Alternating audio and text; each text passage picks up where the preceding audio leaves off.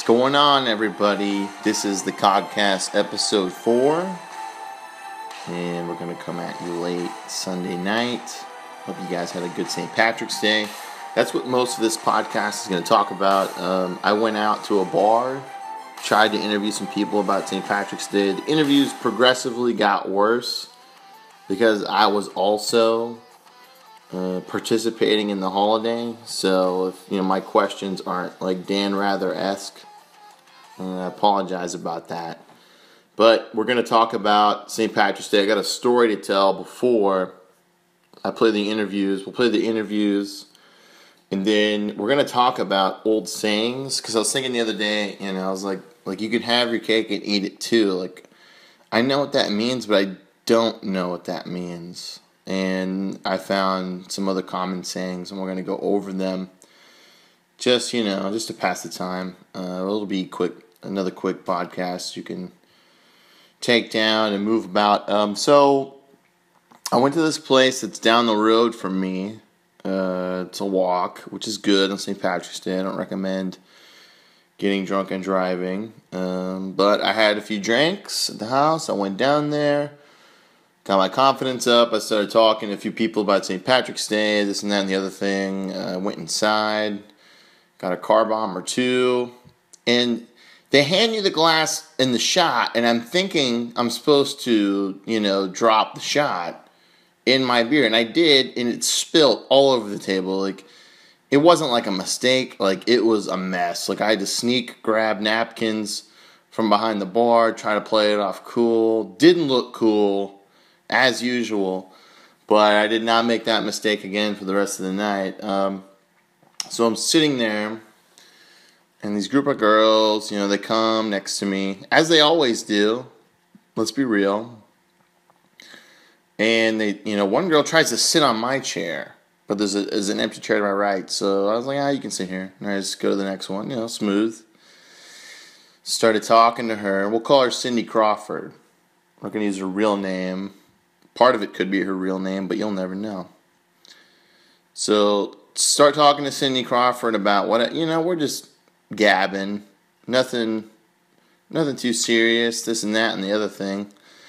So, like, hey, let's all go outside and just hang out and blah blah blah blah. It's her and she's got two other friends. One's kind of ditzy, the other one seems like she's a little rough around the edges. So we're just hanging out, talking to ditzy, talking to rough around the edges, and rough around the edges was like, I don't know what his name was. We'll say his name is Brian. Can you believe Brian is over there right now after what he just did to me? I don't know if Brian was like her ex-boyfriend or a friend of a friend or something like that, but apparently something stuck in her craw about Brian. So she goes over, talks to Brian, comes back. He's over there. He's in a lot of explicits that I'm not going to use. He's over there. And blah, blah, blah, blah. He's over there. So I'm talking to Cindy Crawford, and Cindy's like, it's got out of this 7-year relationship, blah, blah, blah. Who cares? Not me. Keep talking. You know what? I'm going to go bleep, talk to Brian. I'm like, I don't know if you want to do that. But, Cindy Crawford's going to do what Cindy Crawford is going to do. She gets up. And she was pretty attractive. I'm not just saying Cindy Crawford to make myself listen. I don't pull that often. I'm more of a push guy. But she was pretty attractive. So she gets up, and I kind of stand up, and I'm watching her go over there, and she's like, this is like Maury. She's yelling in people's faces. I'm like, what? This is my future wife. Just yelling, screaming, blah, blah, blah, blah. And then one of the girls pushes her down on the ground. And I have to go, and I don't know why I did, but I went in there and I picked her up, and I'm holding her back. Ah, blah, blah, blah. I'm like, what am I doing? I could have been at home, could have been enjoying the tournament. Here I am, acting like a bodyguard on the Steve Wilkos show. Because I'm a guy and I'm an idiot. That's the bottom line. She's freaking out. Take her back, to where we're hanging out outside. I know what Brian's car looks like. This is rough around the edges. I know what Brian's car looks like. I know he parked here. I'm going to go find it. So what did I do? Did I say, hey, you shouldn't do that? Did I say, hey, you know what? I'm going to chill out right here and stay out of trouble? No. I walked with them. I don't know why, it's just the way it happened. So I'm walking with them. They're not even sure if this is the car. Like, they think it's the car. They're like, I think this is his car. And they start keying the car. And this is a white car, by the way. So you're going to see these. They start keying it. Like, they don't even take one key. And rough around the edges must have been a janitor because she had like 9 million keys. And she was just like Freddy Kruegering this car just with her keys. And then she starts banging on the windows. Bang, bang with the keys, trying to break the glass. And I'm thinking to myself, what is going on? I don't even know who Brian is. That's not even his real name. And before I can even turn the corner, I see flashlights. I turn around, and it's the cops. Hey, what's going on here? Now, at this point in time, it's fight or flight. I'm with Cindy Crawford. I'm with Rough Around the Edges, and they're, jacking this guy's car up. And I got two options. I can say, hey, officer, they're drunk, they're angry, they're just upset, we'll leave. Or the option I did take was the no habla inglés. I smoothly walked around the cops and walked slowly towards the social house while I heard screaming and arguing and ultimately fighting with the police officers. So I'm standing in front. I was like, man, you wouldn't believe what just happened to me. And the doorman's like, wow, what happened? I was like, man, I was with these people and they started jacking up, some guy's car. And then we hear someone screaming, ah! Ah! And I'm like, what is that? It's Cindy Crawford. She's in cuffs. And she is not going quietly. And it's both cops holding on to her. Ah! Ah! And I'm like, dude, I was just with that chick. And he goes, hey, man, you might want to go inside. And I was like, you're probably right. So, they throw her in the cop car. I, peep inside like a creep. And I'm like, wow. And then I texted her like 15 minutes later, hey, are you okay? I didn't get a text back. I'm assuming she's all right. But, yeah, that's just the way it goes sometimes. And you try to give it your all, and then the person you talk to ends up in handcuffs and ends up in the back of a cop car. So, you know what, guys? Don't give up. For every Cindy Crawford that gets, locked up and spits at cops and tries to fight them, there's somebody else out there. Who? I'm not sure, but they're there. So don't give up. The more you know. Yeah, so that was bad. It was bad. I was like, oh God. Could have got locked up, but you play it smart, you play it cool, and things tend to work out. So we're gonna play the interviews. Now they're not great interviews, like I said, but they're interesting. Definitely highbrow.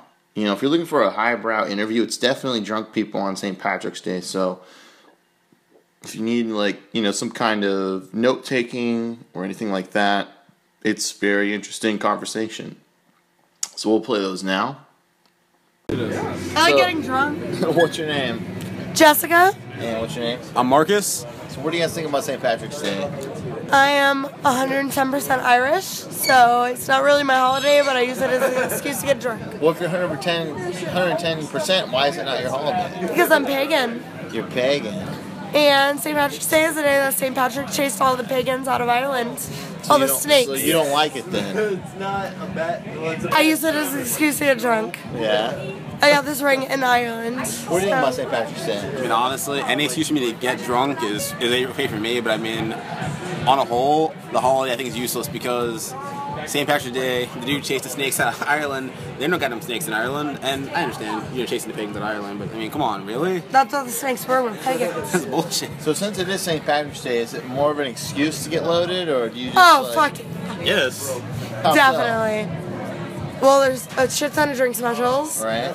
And it's the only night where you can get shit-faced and still be somewhat okay, so nobody judge you. Nobody will judge you. No one's holding the gavel tonight. Same thing with Halloween. What do you mean? On Halloween, if you're just sledding a tank, nobody's gonna judge you because it's Halloween. So, like, what's your go-to drink on St. Patrick's Day? Does it change? Jameson.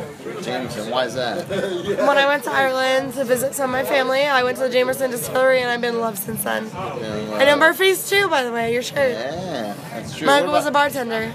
And did he serve good drinks? Oh, hell yeah. Definitely. What about you? I mean, this is my first St. Patrick's Day 21. Whoa, 21. He's a baby. I just So this turned is like the 21 in first night January. so this is like your first few months of getting drunk, I'm sure. Legally. Legally. Damn right. So, like, what do you feel about that? I mean, it's pretty cool. I mean, my favorite drink so far is a whiskey sour, so I don't know. What do you like about it? I don't know. I like anything sour. Like, anything citrus is about me. I love it. You like a sugar patch kids guy at the movie theater? Damn right. I'm a Okay. 10-ounce Stella kind of girl at the movie theater, but you know. It doesn't always work. No, sometimes you gotta get 2 or 3, but by the end you're good. So if you had to, like, pimp St. Patrick's Day to people, what would you say? Like, It's literally just an excuse to get drunk. yeah? Is that the Irish people hate us for it? Why do you say that? I've been to Ireland and they just hate us. They hate St. Patrick's Day? They hate St. Patrick's Day. It's Why do not they something hate- that's why do they hate actually St. real. Patrick's Day? That's a true thing. Because most Irish people are pagan, and St. Patrick's Day is literally where the Christians came in and said, you gotta go. You gotta go. St. Patrick was a Catholic, Yeah? and he said, you gotta get out of here. And as most Irish people, me being full-blooded Irish, you are a little bit biased about it. Yeah. But like you said, it's an excuse to get drunk and come over to work hungover and shit, so. Well, it's good it's on a Friday, right? Yeah, that's true, but I work open tomorrow, so not really. But I'm here having a good Are time. they expecting you to be, like, kind of off the kilter tomorrow? I'm always off the kilter, so it's fine. Even when I'm sober, I knock shit over and fuck shit up, so. All right, so what's your name? I'm Alexis. Andrea. I'm Jenny. Jeremy. All right, so what do you think about St. Patrick's Day? Like, is it a good time? Is it, like, what does it bring to the table? I think that if you're Irish, you get fucked up and belligerent all the time, so it's good. Just another day. But it's just another day it's for another me. day just to, like, be normal, I guess, right? Yeah. Everyone's celebrating my shenanigans, I guess. So everyone else can be Irish. Yeah, exactly. So, do you have to be Irish to enjoy today? No. Why no. not? Absolutely not. Somebody else answer. It's just another excuse to put a drink on the table. Yeah, you think so? No, absolutely. Are you part Irish? Absolutely not. I wish I was. What part are you? Mostly Italian, Mostly a Italian. bit of German. Right. So, when it comes to St. Patrick's Day, have you ever, like, pretended to be Irish to, like, be like, yeah, I'm kind I of just don't think I Irish? can pull it off, especially when I'm going out with this guy. I mean, if you're white, you can kind of pull off the Irish thing. Be like, you know, With a but name put like it in the beard a Jeremy, little you can pull it thicker. off. I'm a little Irish, but I'm not too Irish. Are you Irish? I am Irish, actually. We were talking about how Irish people are sluts. Not always. How are but, Irish people sluts? because they don't believe in shushmorshin or divorce, so they just be having babies all over the place. That's why everyone's just a little Irish. You think so? Oh, for 100%. 100%. Yeah, I would, definitely put my stamp on that if I could. So, like, what's a good St. Patrick's Day drink to get? I drink Jameson and ginger every day, all day. Every but day. It's Jameson's good for you, but I don't think the green beer is cute. That's stupid. Get Guinness. That shit's real. Why don't you like green beer? That just seems like a kindergarten-like response to St. Patrick's Day, in my opinion. We got to get them started early, right? So That's true. Got to put a little bit in their bottle, squeeze it in their mouths, yeah. There you go. A little bit of Jameson on the lips. Oh yeah, they're just put that on your gums to make you stop crying, you know? So the fact that it lands on a Friday, does that mean any encouragement to get more loaded off stuff or no? Honestly, if it was a Wednesday, I'd still be doing the same Yep. thing. Right here, Callie. Come be a podcast. Be part of a I'm podcast. not fucking doing no podcast. Fuck this fucking podcast. Is this a fucking podcast? Why don't you want to do a Fuck podcast? you! Fuck you all! What's your name? I have no name. What do you think about St. Patrick's Day? It's a fucking drunk holiday, dude. Why do you say that? Because everyone's been drinking since fucking 12 o'clock at my job. Yeah? I had a beer at lunch. I had fucking vodka on my fucking, truly, my workstation. I had vodka just crowding my workstation. And yeah, it's a beautiful holiday, but it is fucking, it's like Cinco de Mayo, where it's like, it's not for the holiday like that it's supposed to be. Yeah? Well, what's the holiday supposed to be? St. Patrick's Day is not Yeah. supposed to be a fucking bunch of drunks getting arrested, that's for sure. Why are you recording me? Do you like St. Stop Patrick's? recording me. Yeah, listen, the night went on and you gotta go with the flow. Like, don't hate me. Ugh. Yeah, I sounded pretty bad, but hey, anything for the show, right? It's all for the show every single time. So we're gonna end the show now with sayings. Now, I was thinking of the saying the other day, you can have your cake and eat it too. And, like, it makes sense.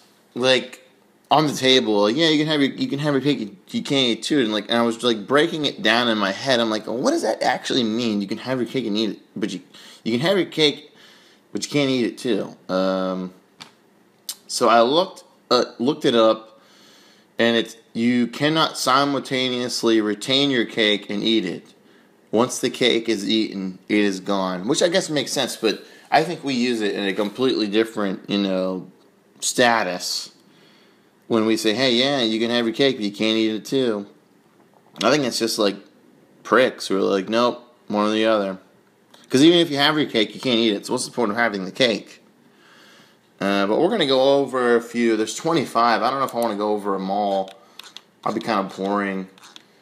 There's one called Bite the Bullet. You guys ever heard of that one? Bite the Bullet. Accepting something difficult or unpleasant.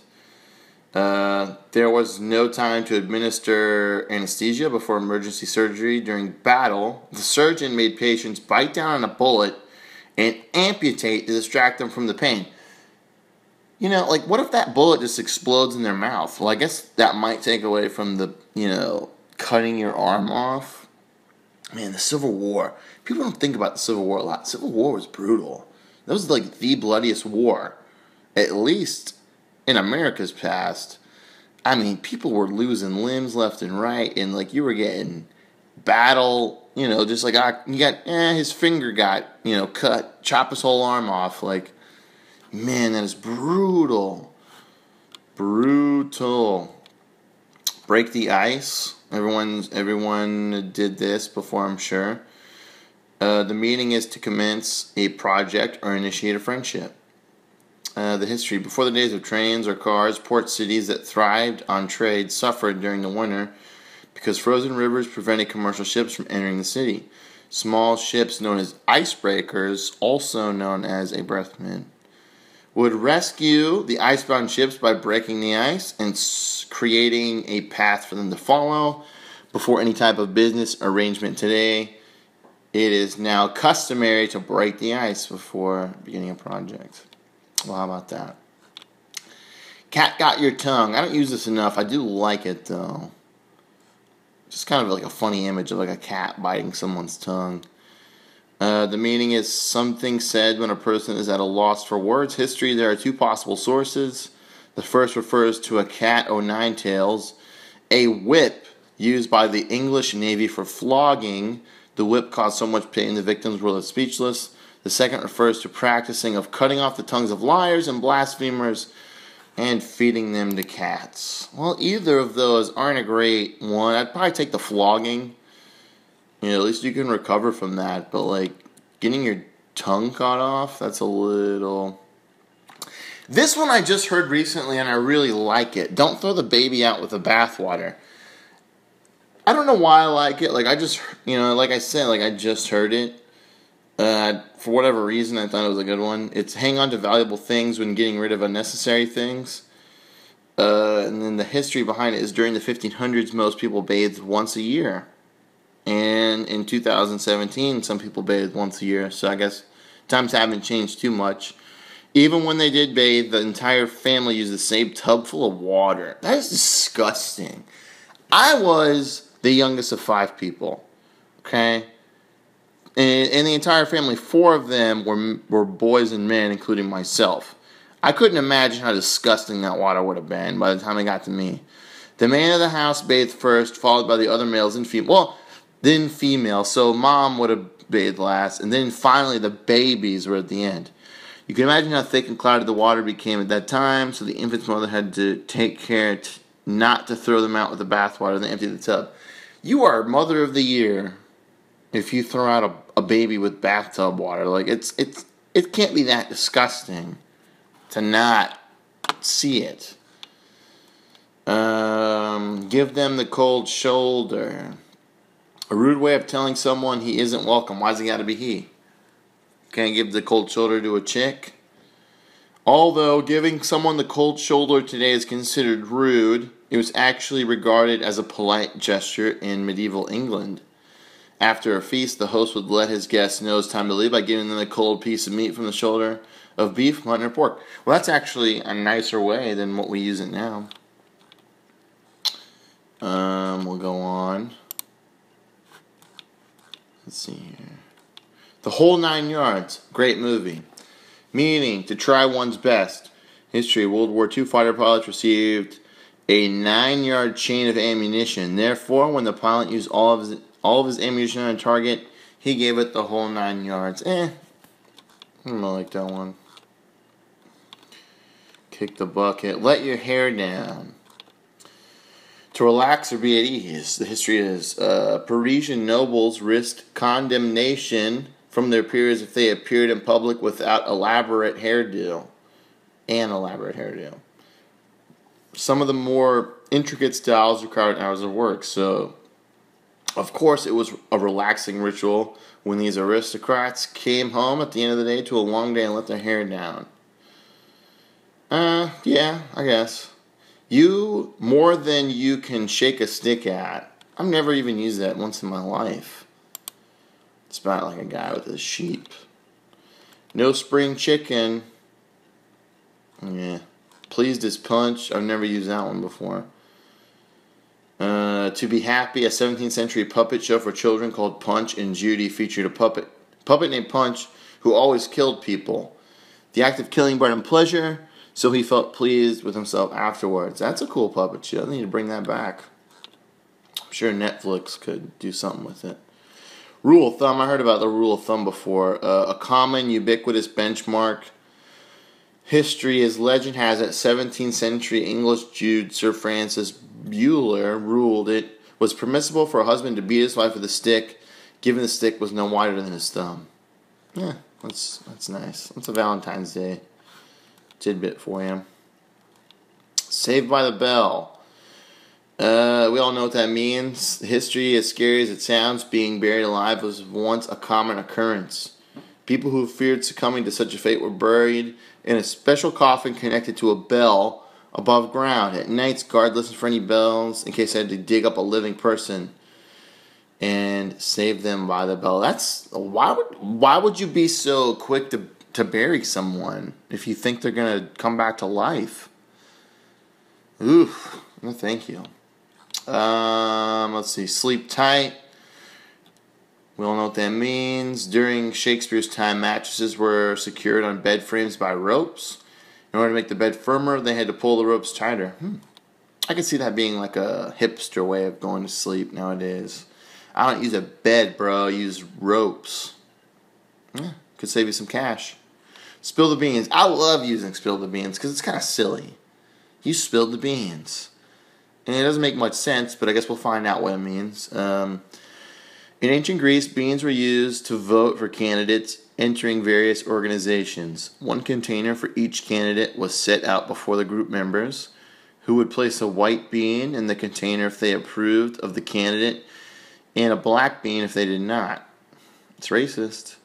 Sometimes a clumsy voter would accidentally knock over the jar, revealing all the beans, and allowed everyone to see the otherwise confidential votes. That's cool. Spill the beans, bro. Spill the beans. All right, number 1 on this list is waking up on the wrong side of the bed. I think a lot of people have used that before, like waking up in a bad mood. History behind it. The left side of the body or anything having to do with the left was often considered sinister. That's right. That left media, sinister. To ward off evil, innkeepers made sure the left side of the bed was pushed against the wall. So guests had no other option to get up on the right side of the bed. That's pretty cool, actually. Getting off on the right side of the bed. And there's other ones on here, but they're really not that good. But yeah, that's the podcast. It's a short one today. I just wanted to get another one out. I'm gonna try to have a guest on Tuesday's show, and then we'll go from there. But like I said, if you want to reach out, I think I've been giving the wrong Twitter handle. I think I'm Garrett CogSavage at Twitter, and my Instagram is Garrett W Savage. I think that's what it is. If you want to email, you can email dacogcast@gmail.com. And any other things, you can just reach out to me by those. Hope you guys enjoy it. If you do, let me know. If you don't, let me know why. Maybe we can change it up.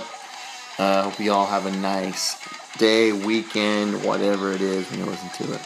Bye.